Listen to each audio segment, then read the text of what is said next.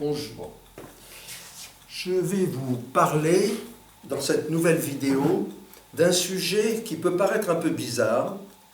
C'est un livre d'un homme qui s'appelle Fabrice Midal, M-I-D-A-L, que vous pouvez trouver très facilement, et qui a écrit un livre qui s'appelle « Foutez-vous la paix ». Foutez-vous la paix, ça peut paraître curieux et un peu contradictoire avec ce que l'on dit ici.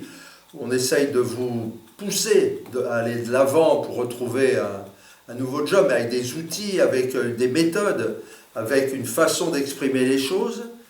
Mais se foutre la paix, ça veut dire qu'il ne faut pas passer son temps à se flageller, à se fatiguer et à croire un certain nombre de choses. Très régulièrement, on va vous dire, par exemple, eh bien, aide-toi, le ciel t'aidera. Bon, c'est très facile à exprimer, c'est très facile à dire.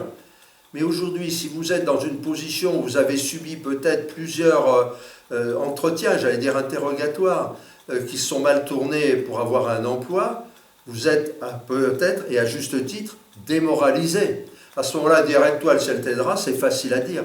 Pour se reconstruire, il faut qu'il y ait des éléments de reconstruction. Donc, ne pas passer son temps à se pénaliser soi-même. Élément aussi, lorsque l'on recherche souvent un emploi après avoir vécu une situation très difficile, on a tendance à vouloir changer d'orientation systématiquement. Oh, j'ai été comptable, maintenant je ne veux plus être comptable parce que ça s'est tellement mal passé, et puis j'ai eu tellement de reproches sur la façon dont je tenais mes comptes, etc., je présentais les choses, etc., que je ne veux surtout plus faire ce métier. Est-ce que partout, ça se passe comme ça ? Est-ce que dans toutes les entreprises, ça se passe comme ça? Est-ce que dans toutes les entreprises, on vous aurait reproché de faire les choses comme ça? Certainement pas. À moins que ce soit des bêtises et des erreurs ou des fautes. Mais si c'est une façon de faire, et à ce moment-là, on se braque, on se détourne. Donc, foutez-vous la paix, évitez de toujours être dans une situation qui va faire que vous allez tellement vous compliquer les choses. Là aussi, c'est un sujet auquel nous sommes extrêmement sensibles. Ne pas se compliquer. Vous êtes comptable, vous avez une maîtrise, vous avez 40 ans, 45 ans, eh bien, ce n'est pas le moment, peut-être, à moins que vous ayez gagné au loto, que vous ayez quelqu'un qui vous sponsorise, ou que vous ayez de l'argent de côté, ou que vous voulez juste un petit job, histoire de faire quelque chose et vous occuper. Mais si vous devez tout remettre en cause et y passer des nuits blanches, éviter à votre famille d'avoir des moyens relativement corrects de vie pour aller vers autre chose, ou repartir sur des formations pour repartir au SMIC, alors que déjà votre carrière est largement bien entamée et que vous avez quand même acquis des connaissances, voire des expertises. Bon, on peut vouloir faire une nouvelle expérience, on peut aller élever des animaux dans l'Ardèche, on peut faire des fromages de chèvre, on peut partir dans l'aide en Afrique noire, etc. Il y a des vocations et on a raison si on est on a la possibilité de le faire. Mais foutez-vous la paix, ne cherchez pas, donc c'est un conseil d'amis, ne cherchez pas à compliquer les choses alors qu'il y a peut-être des choses très faciles pour reprendre cet emploi et éviter que peut-être vous passiez effectivement dans un niveau de dépression dont on a parlé. Alors vous pourrez lire, si vous abordez ce livre ou son résumé, qui est extrêmement intéressant, il y aura des choses. Se foutre la paix, ce n'est pas une invitation au laxisme, nous dit cet homme, mais c'est la bienveillance et le respect pour l'autre et aussi pour soi-même.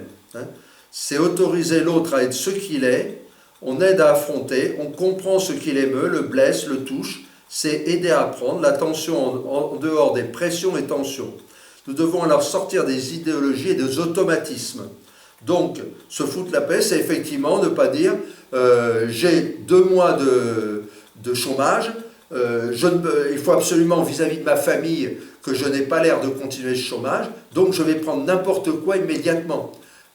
Je peux réfléchir aussi avec ma famille, consulter des gens, faire ce qu'on appelle des entretiens métiers, c'est d'aller au-devant de personnes qui, dans les entreprises, effectivement, ont des postes qui sont le même que celui que vous pourriez rechercher ou celui au-dessus. Et à ce moment-là, vous allez avoir des informations que vous allez pouvoir analyser.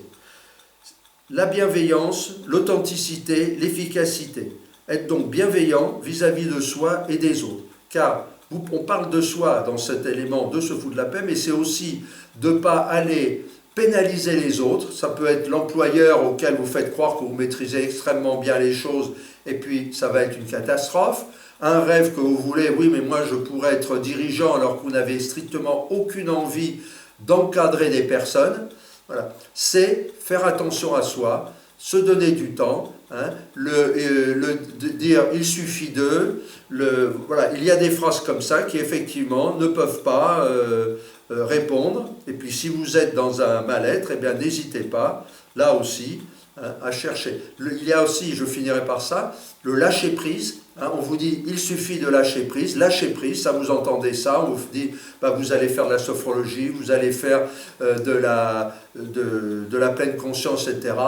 Comme ça, eh bien, il faut lâcher prise. Oui, eh bien, ce n'est pas aussi facile que ça. On ne peut lâcher prise que si vraiment on a la réflexion, les méthodes et l'état d'esprit pour le faire.